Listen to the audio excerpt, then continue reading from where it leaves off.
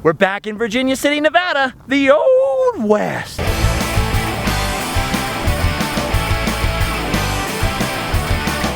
leave today and enter the world of Random Land.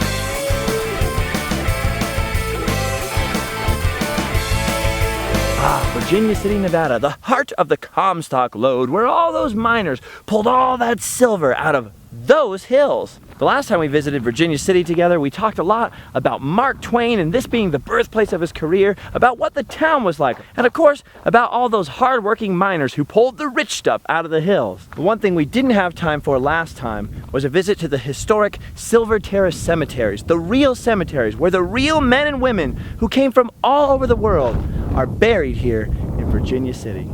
With some of these, I often wonder if the plot was planned to be so big because they expected to bury their entire families here, but after only 1 or 2 members died, if they just moved away, or if the headstones are just missing, or what.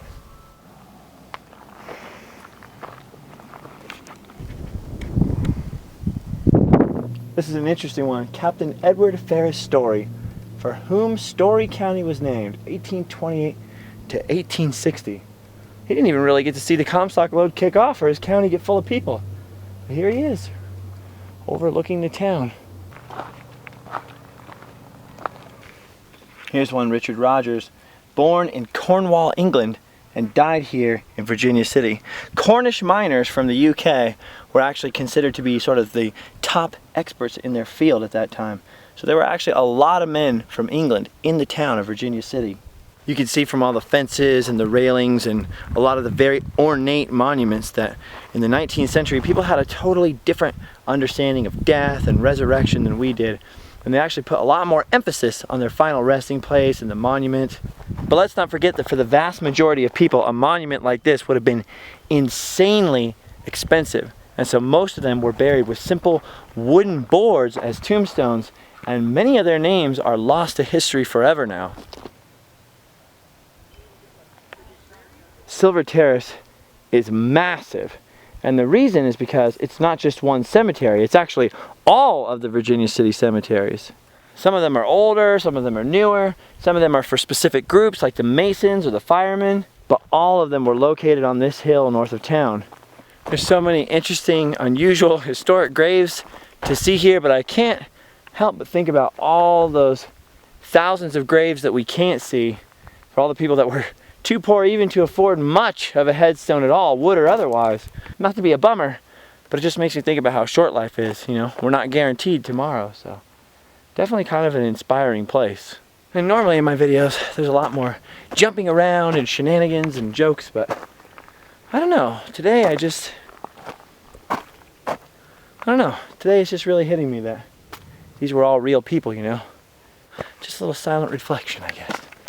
It really does look like something out of a movie. At the risk of sounding like a broken record, though, I just keep trying to wrap my head around the fact that these are all people with loved ones, and every one of them had a mother and a father. Every one of them had people they interacted with, and touched and hugged. Probably every one of them had relatives who cried and mourned when they were lost. So, what a trip, you know? What a trip. Definitely a little bit different than sitting inside watching sports all day, that's for sure.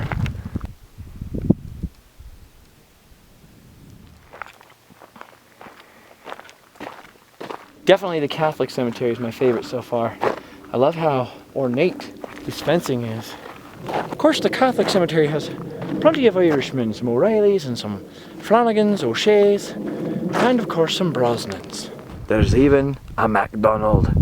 Here you see a whole family plot. You have Robert Bennett Sr., a native of New London, Connecticut, passed away in 1877. And his son Robert Jr. passed away in 1884, and I'm guessing this might have been his son, Joseph Bennett, 1941. It's actually really nice and peaceful out here, except I keep running into spider webs, and there's a whole bunch of bees flying around, so if you do end up walking out here, just be prepared. Be prepared. Ugh. One thing that's very much not dead is this horse down here. Hey, buddy. Pretty sure he's wild.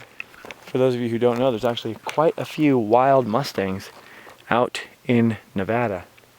And This looks like it might be one of them. Could this be some sort of horse gang or? No, it almost looks like a little horsey family. Look! Unfortunately, it's not just time and weather and horse feet that have destroyed some of these monuments and headstones out here, but also thieves and vandals. But luckily, there are a lot of people who are devoted to preserving not only the names and memories of the people buried here, but also the actual physical monuments themselves, preservation and restoration. So if you check down below in the description of this video, I'll provide some links where you can get some more information, not only about the cemeteries themselves, but about how you can help in their restoration and their preservation. Look at the care and attention to detail that goes into something like that. That's amazing. They'll probably throw me in a cardboard box. So, a little bit jealous. Well, I know it's been a little bit different than our normal wacky, crazy video adventures together, but thank you for joining me not only on this change of pace, but also at this look at the historic cemeteries of Virginia City, and to just sort of pause and reflect for once. Make sure to check out our website, livefastdiepoor.com, subscribe to this channel for some more wacky adventures, and check out all the stuff in the description. I'll see you guys later. Bye-bye!